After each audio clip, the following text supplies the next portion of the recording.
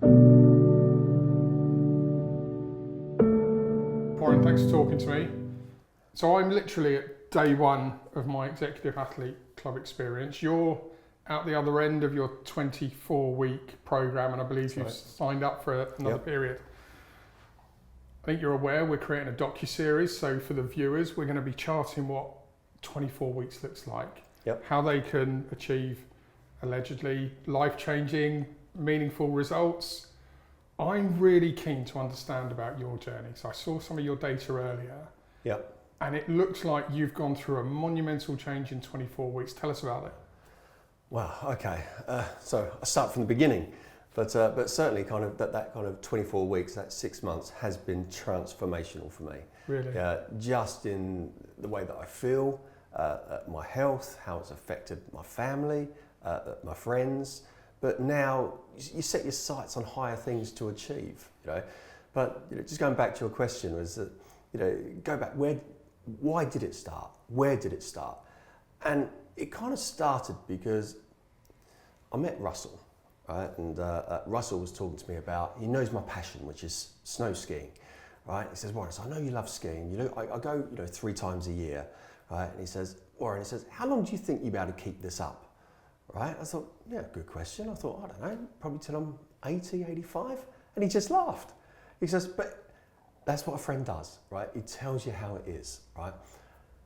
Looking at me now, right? I've lost just over 3 stone, right? In the space of just over 24 weeks, right? Now, when you look at that kind of that's over 20 kilograms. So when I was skiing, with literally 20 kilograms on my back, it's not until you pick that weight up you realise how bad that is. You know, so every time I went skiing, probably on average skied 10 to 15 kilometres, and that is absolutely nothing. I'd always stop at the bars, always have a drink. I'd always be looking for a reason not to ski, even though I loved it. But that was more down to the fact that I just wasn't fit. And bearing in mind, I had 2 knee surgeries with a torn meniscus. So it's reaching a point in my life where I had to do something about it. And to kind of think to myself, hang on a sec, I don't want to get to like 70 or 80 and then realise it's too late to do something about it. So I'm 54. I've addressed it on 13th of February when this new journey started with AEC, and I just haven't looked back. But it is about, you know, how you feel, your health, but it's also about, you know, my son, he's 26, my daughter's 22. At some point, they're going to have children. You know, I want to be a great granddad. I want to be a present granddad. I want to be there and do the sports that they enjoy and get involved.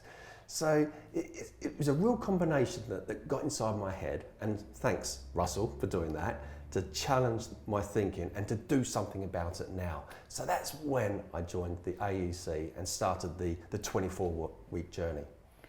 It's really interesting. There's an awful lot in your story that really chimes with mine.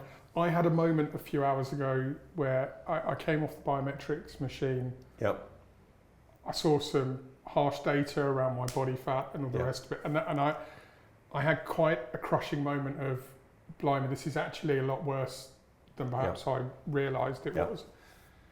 Given the weight loss you've gone through, I imagine you had a similar moment. How did you process, how did you move forward and get beyond the kind of self-guilt, as it were, of the data, and how did you get into the mindset of moving forward? Yeah, okay, and I joined that club on that one. It was, I remember having a look at the results thinking, wow, this is just off the charts. I've got to do something about it. But not knowing what to do. The whole nutritional side of things was completely way off. The amount of exercise that I was doing was near enough non-existent. So I needed to kind of work with someone and trust someone to kind of take me through this kind of process, because it has been years and years of bad habits that's kind of got me into that place that I was. So having Jordan to work with me closely and to kind of say, do you know what, right? This is now a benchmark of where you are, right? Let's set goals, digestible chunks to achieve over the next 24 weeks. And when I say digestible, it still meant a lot of hard work. Yeah, it was a lot of kind of down the gym, on the bike, yeah, but there were things that I could change that would make a big impact. And alcohol, for one, yeah, is that now I drink next to no alcohol. Right? If you asked me 6 months ago, right, would I be saying that? No chance, right?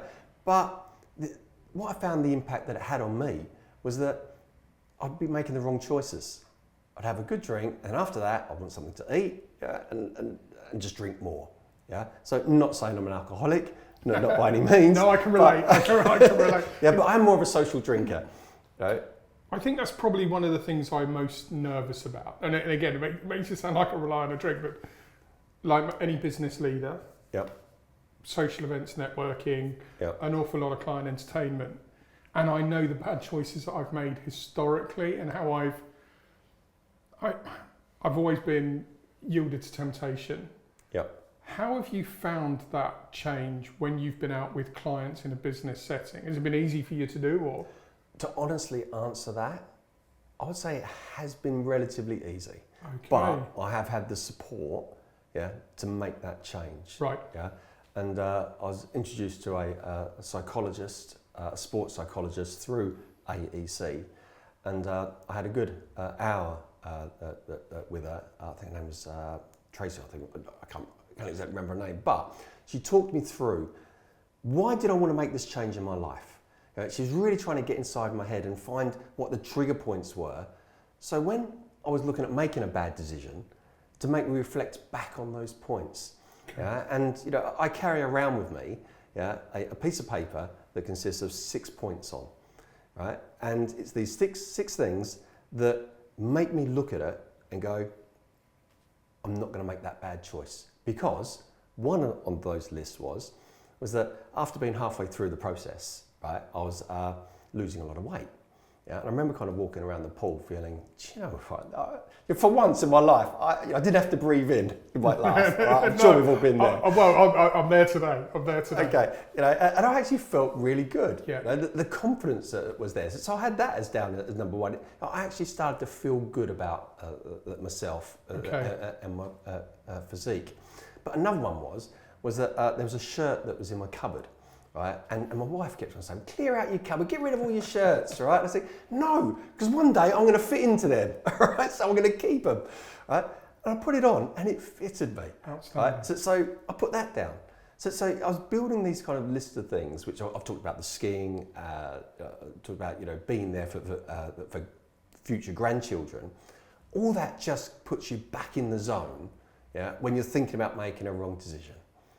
And whether you fancy that nice cake or you fancy that full English breakfast in the morning, it's like just bring it out your wallet, just have a quick look at it, and one of those just switches you on, yeah, and you make the right choice. So in that kind of way, I think the hardest one though was the alcohol, yeah, without a question, because I'm very, very busy. I'll take clients out, I'll take suppliers out, I'm out with kind of friends, I'm out kind of networking, yeah, and everywhere you go, that's it. There's alcohol, right? So, but also what was hard was with my wife. Yeah, is that going out and having a couple of bottles of wine. When I was going out now, I said, Claire, I'm going to start taking it easy on the alcohol. Right, I'm only going to have one glass. Right, I had one glass of wine. She didn't think I was being serious. Right, and then I switched to sparkling water. Yeah, and she then kind of turned and said, well, you're not drinking. I said, well, I don't feel that I need to now. And we carried on kind of talking, and then come up again in conversation, right? And I said, but hey, is it changing me because I'm not drinking? She goes, well, no, you're still the same person. You still say the same kind of, good conversation. So it had to adapt, yeah, in the fact that, your other half, your partner, has got to come along this journey with you as well, or kind of understand it and support you. Okay?